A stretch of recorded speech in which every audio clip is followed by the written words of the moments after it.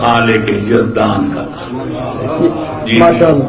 قبلہ سوال ہے کہ حضرت محمد مصطفیٰ صلی اللہ علیہ وآلہ وسلم کو چھوڑ کر باقی تمام انبیاء سے 12 امام افضل ہیں، کیا اس عقیدے سے نبوت پر امامت کو افضلیت دینے کا عقیدہ ظاہر نہیں ہوتا؟ میرے عزیز محترم، یہ پہلی چیز تو یہ ہے، میں نے حسن الفوائد میں اس موضوع پر بڑی سیر حاصل بحث کی ہے اور ثابت کیا ہے کہ مولا امین سوائے خاتم الانبیاء کے باقی آدم سے لے کر عیسیٰ تک سارے نبیوں سے افضل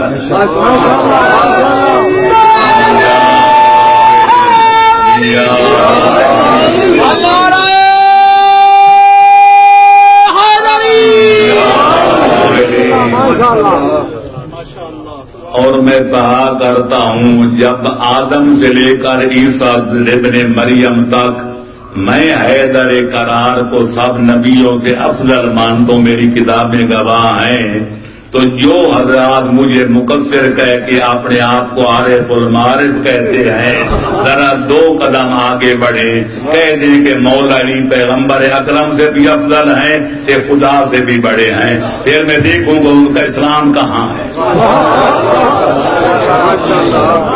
لیکن یہ مسئلہ چونکہ اختلافی ہے، شیخ صدوق اور سید مرتضی علم الہدی متقدمین علماء میں سے اس بات کے قائل ہیں کہ ہر نبی امام سے افضل ہوتا ہے، ایک نظریہ۔ دوسرا نظریہ، میں نے سارے نظریے لکھے ہیں اپنی اصل فوائد میں، دوسرا نظریہ یہ ہے کہ اولو العزم نبی ہیں 5، اولو العزم نبی جو ہیں وہ اماموں سے افضل ہیں کہ باقی نبیوں سے امام افضل ہیں۔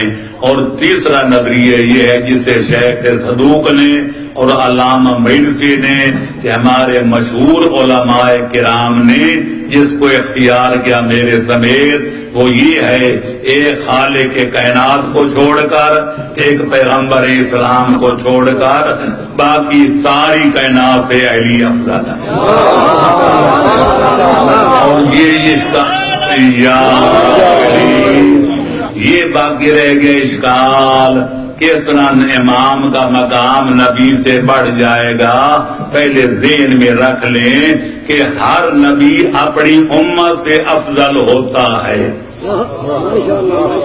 آدم اپنی امت سے افضل تھے، حضرت نوح اپنے دور کی امت سے افضل تھے، حضرت موسیٰ و عیسیٰ اپنی امت سے افضل تھے، لیکن آدم سے لے کر عیسیٰ تک وہ نہ ہمارے مولا علی اور باقی ائمہ کے نبی نہیں تھے، ان کا نبی حسنین کا نانا تھا۔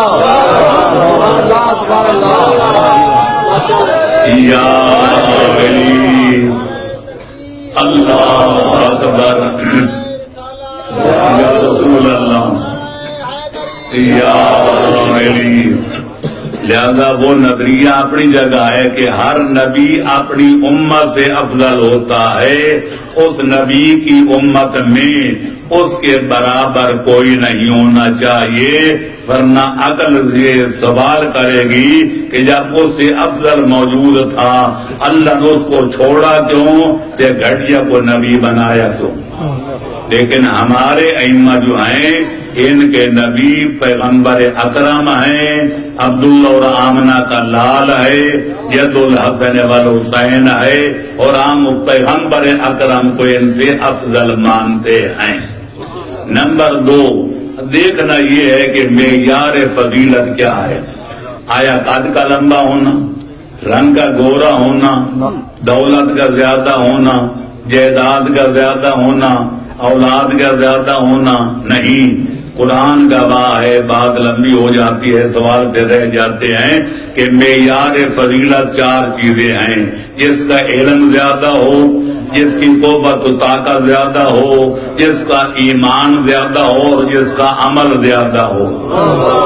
اگر وقت ہوتا تو میں تو قرآن کی آیتیں پڑھ کے ثابت کرتا، یہ 4 معیار فضیلت ہیں، اور ہمارے پیغمبر اکرم آدم سے لے کر عیسیٰ تک سارے نبی اکٹھے ہو کے بھی آ جائیں، علم کا پلہ پیغمبر کا بھاری نظر آئے گا، عمل کا پلہ ان کا بھاری نظر آئے گا، شجاعت میں ان کا پلہ بھاری نظر آئے گا، ایمان میں ان کا پلہ بھاری نظر آئے گا، اور علی پیغمبر خاتم کے کمالات کے بارے ہیں۔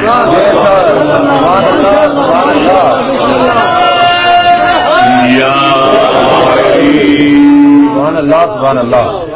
لہذا پیغمبر اکرم کے جب علم و عمل اور ذوق و تقویٰ اور علم و عمل اور ایمان و طاقت کے بارے ہیں تو پھر ماننا پڑے گا یہ چار چیزوں میں سارے نبیوں سے افضل و اعلیٰ ہیں۔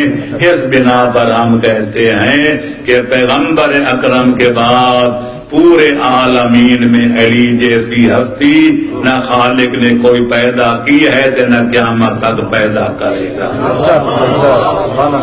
بآواز بلند صلوات۔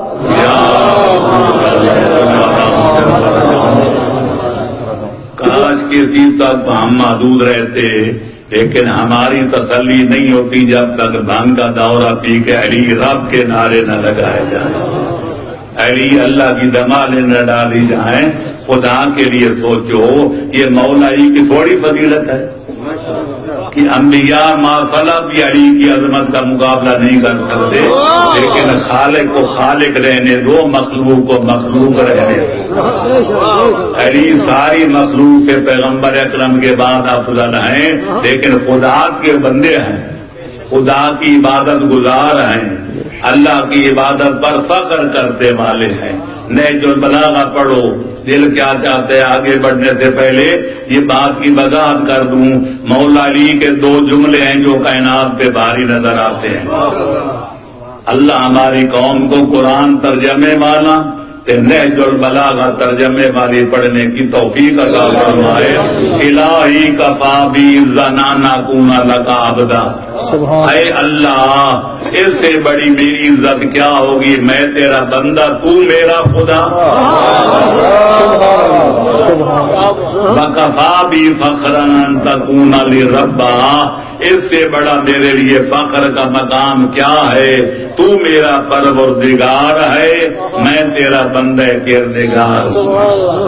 الہی وجدتو کا کما احبو، اے پروردگار عالم میں علی جس طرح چاہتا تھا تو مجھے ایسا خدا مل گیا، بے مثل خدا، بے مثال خدا۔ میری دعا ہے فاجعلنی کما تحب، ہمیشہ مجھے بھی ایسا بنائے رکھنا جس طرح تو مجھے دیکھنا چاہتا ہے۔ سبحان اللہ، سبحان اللہ، سبحان اللہ۔